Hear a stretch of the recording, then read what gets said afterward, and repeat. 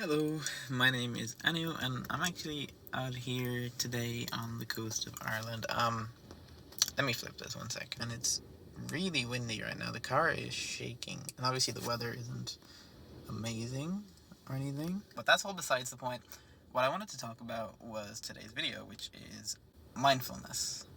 And that's why I chose this spot, because it's quite mindful to be out here. But what I wanted to talk about was my reflection on making 8 videos and 8 blog posts on mindfulness.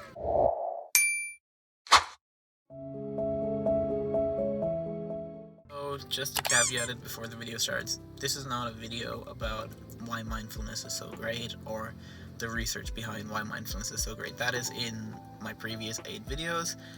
If you want to see it, you are more than welcome to, but I don't think it's worth me restating what I've already said or restating stuff that people probably already know. So I just wanted to talk about kind of what I learned from the point of what can I do differently to make sure that I do mindfulness properly, maybe. Now, I'm a psychology student, so mindfulness gets thrown around a lot, and I'm also Indian, so to some extent I already had a lot of knowledge on mindfulness. But obviously, I wanted to make those videos to learn more about mindfulness myself, because obviously I know it a little bit, but in depth, not really. And B, because I wanted to practice video editing skills. And that's why there's 8 videos on them, 8 blogs on them, because I wanted to use them as a means for me to practice making videos, basically. And I learned quite a few things about mindfulness on the way, so that's what this video is about. I'm going to be talking about what I've learned from making those videos, and mainly what I've learned about mindfulness from making those videos. So let's get straight into it. I guess the first big thing that I learned was that mindfulness isn't just, meditation, sitting there doing nothing and just meditating, really. And there's 2 types of mindfulness, really, that I think are useful for people to know that are outside of, I guess, just pure meditation. And one of them is focused attention, and the other was open monitoring. Now, focused attention is kind of like focusing all your energy onto one specific task and nothing but that task. Focused attention would be when you're practicing a skill. If you're practicing a skill, you're only focusing on that. You're being very mindful. You're like, okay, I'm doing this. This is what I feel. This is how, you feel all your senses, really. Open monitoring, on the other hand, is kind of just like being present and observing and taking it. Wow, the wind is actually really bad right now. Taking in everything that is happening, just like me noticing the wind right now. Open monitoring, on the other hand, would be something like when you're walking. You're not really focused on the walk and how you take your steps and whatever. You're more so focused on, I guess, like your environment, sort of, like the nature kind of thing. And obviously nature has its own thing of making you mindful, but yeah, that's open monitoring. So both of those were really important to know, so that you can be like, okay, well, you're not using the wrong type at a different place. Like one of the examples that in one of my videos is driving, and you're like, how can driving be mindful? And that's exactly where that focused attention part comes in, because you're focused on driving, you're focused on the road. Yeah, you can't really be zoned out and looking at all the things around you when you're driving, so you can't do open monitoring, but you can be focused and just do what you're supposed to do, and you're going to be mindful that way. And I mentioned in that video that a few people have said that having a longer drive home from work is actually more they feel more relaxed when they get home, because they've been mindful the whole time. Obviously you could have other stuff going on like music or whatever, but you feel more relaxed when you get home because you have this longer time to sort of be mindful. Another thing that I learned is that you don't need to be mindful at a specific time. What I mean by this is when you think of mindfulness, you're thinking, oh, I gotta meditate for 20 minutes in the middle of my day or at the start of my day, and that's the only chance I'll get to do it. No, that's not how it works. Really, what you're trying to do is to make what you're doing daily more mindful. So honestly, if you look at the other videos I made. Now, I apologize for the quality because I was still learning how to edit videos at the time. But if you do look at those videos, you know, they're activities that you do daily. You know, most people walk daily.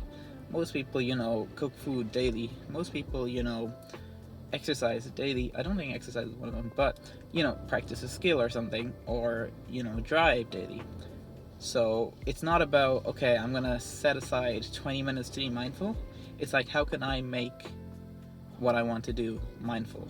So if your daily routine consists of you going to work, coming back, resting, exercising, it's not about putting mindfulness into that 20 minutes of free time that you have. It's about making your drive to work mindful, making your drive from work mindful, making your walk mindful, or when you're relaxing, being mindful, obviously, but maybe when you're exercising or when you're practicing whatever skill you're practicing, be mindful. And that way you don't need to force yourself to do it every day, and it doesn't feel like you're adding a habit. Now, obviously, it's easier to add habits than to subtract habits, so it might be easy to just get 20 minutes and do it and get it done, and that might work for some people, and it's still helpful. It's not to say that you can't go and do 20 minutes of mindfulness meditation and say you're done for the day. You can, and it's still helpful. But for a lot of people, I think it will be more beneficial to just look at their routine and be like, okay, I don't have free time.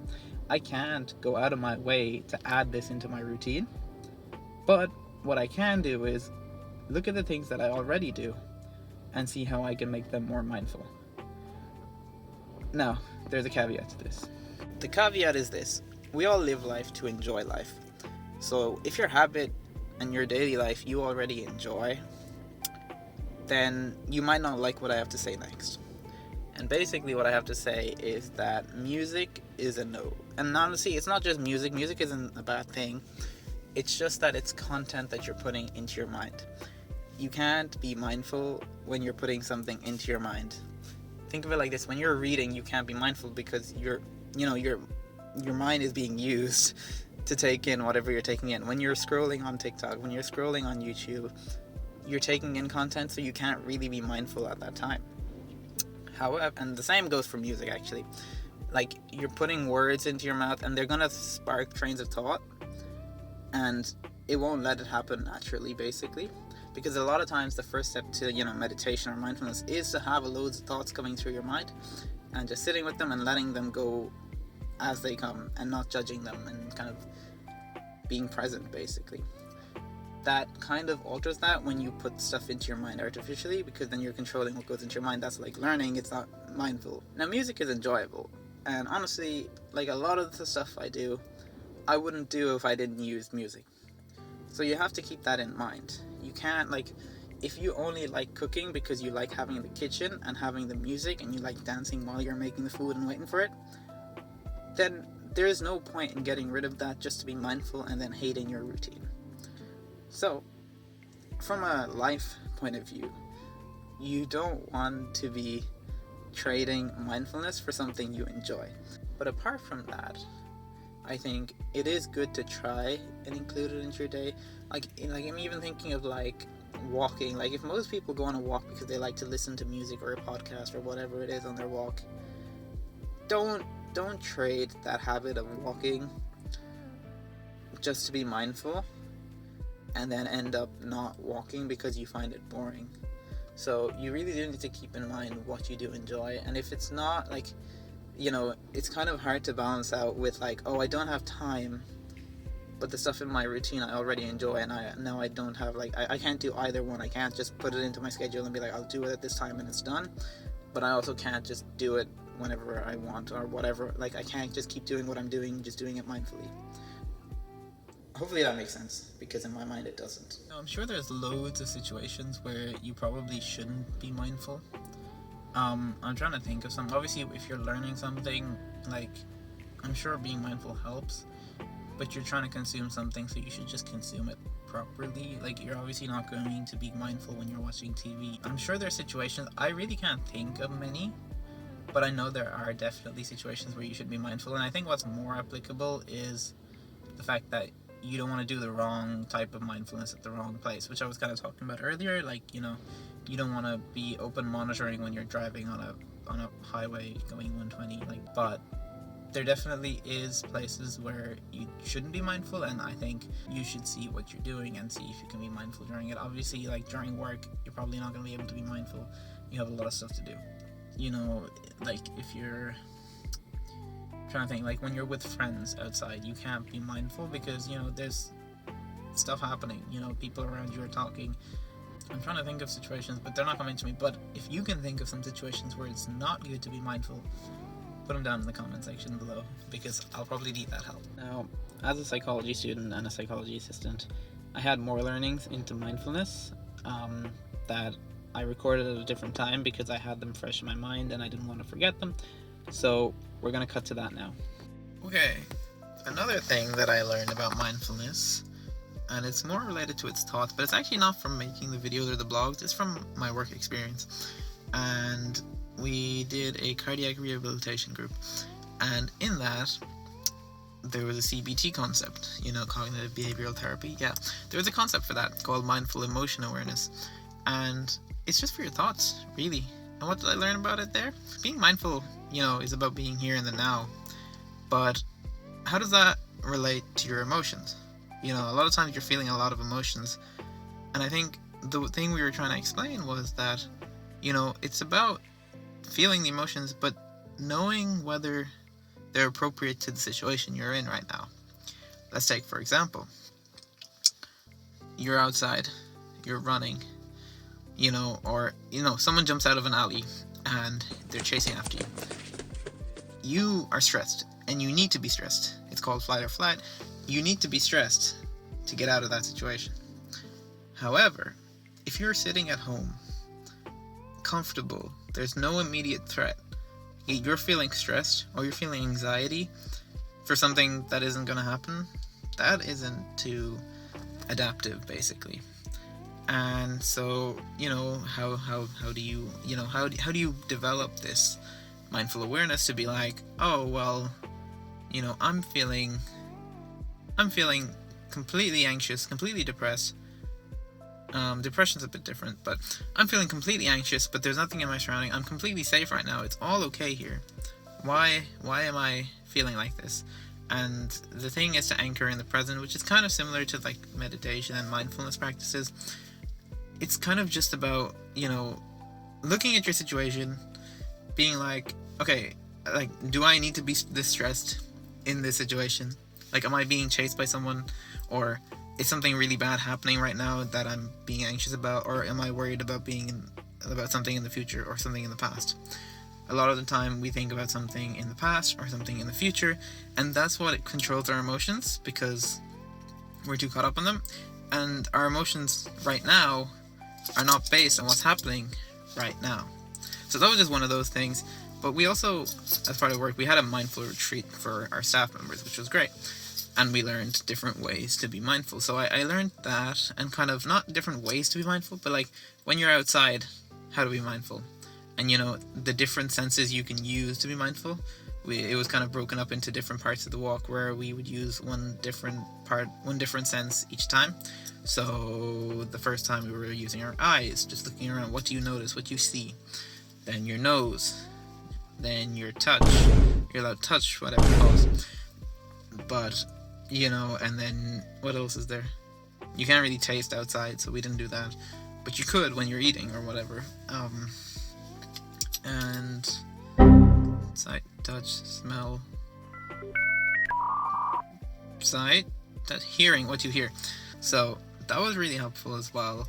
And it really was just that, like, I think the one thing I learned from that's like worth taking away is that it's when you feel like you have the least amount of time to be mindful is when you should be mindful. So, you know, a lot of us work all the time, and you're like, oh, I don't have time for mindfulness. I don't have time to have an hour to do this. Okay, I'm too busy. That is exactly when you need to do it.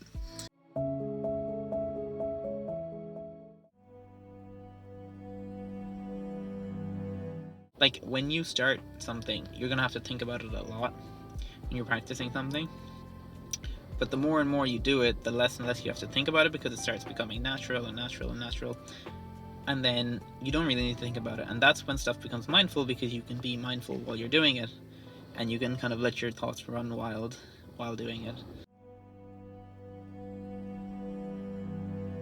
If you go out into nature, there's just something about nature that is really grounding, I guess. So if you want to do something mindful, try do it in nature. Obviously, you can't cook in nature unless you're like one of those, Instagram reel people that cooks in the wild. Good for you, go for it. But if you can, walk or garden or plant a tree somewhere, or just go practice your skill on a field or something, play your instrument outside in like an isolated location out in nature, then I think that it will be helpful for you. It's especially important to be mindful when you're like, you work in psychology or something that's really mentally draining, because it keeps you on top of your performance and kind of, not really on top of your performance, but it gives you a chance to kind of cool down, and it's important to include it throughout your day. But if it's not something that you can do like that, you can obviously just dedicate a time, choose that it's, okay, in the morning I'm going to do it. Now in the morning I usually feel like I'm usually more relaxed and refreshed, so I don't feel the need to be mindful in the morning, because I'm waking up pretty fresh. In the afternoon I think it will be very helpful, and I'm actually going to start trying it more, and I'm going to include a 20-minute meditation thing for myself, and I want to see how that works. And if it is helpful, or if it's not helpful, I might make a video on it down the line, but I need to practice it and try it first. I wouldn't like to do it on my lunch break, just because it's my lunch break. I want to relax, chill. I don't want to have to spend it having to be mindful like a chore, and once you start treating it like a chore, you're not going to want to do it. So yeah, keep that in mind. I think some good reasons are that, you find yourself very stressed. That's like the biggest sign that you need to do something to relax. And sometimes we don't have time to, just take 3 hours and go take a nap. And there's a lot of times when people feel like, oh, I need to take a nap right now. But you can't, because you're at work or something. So that's where I think it's somewhat useful to have mindfulness. Now, me saying at work isn't a great thing, because most people won't be able to do it at work. And I know people have busy jobs and stuff, so it's hard to put it in there. And like I said, I don't want you to do it in your lunch break, because that's your lunch break. Take a break. But if you can incorporate, some task at work that can help you be mindful, like paperwork or something, or filing or printing or whatever it is, and you can make that mindful, that will give you somewhat of a break. And you can schedule it out every day so that you have that moment to be like, okay, this is my time to sort of be mindful, switch off, and do something that helps my mind get back to like its baseline. Another reason for why you maybe want to is because you want to do better at something. Let's say, for example, you want to, get better at a sport or whatever it is, and you're practicing for that sport. What are you going to do to get better? You're going to practice. And I think being mindful when you practice is going to do you wonders, whereas kind of just going into practice and being like, oh, I'm doing this, I'm listening to music, I'm half-assing it, you're probably not going to be as effective in your training.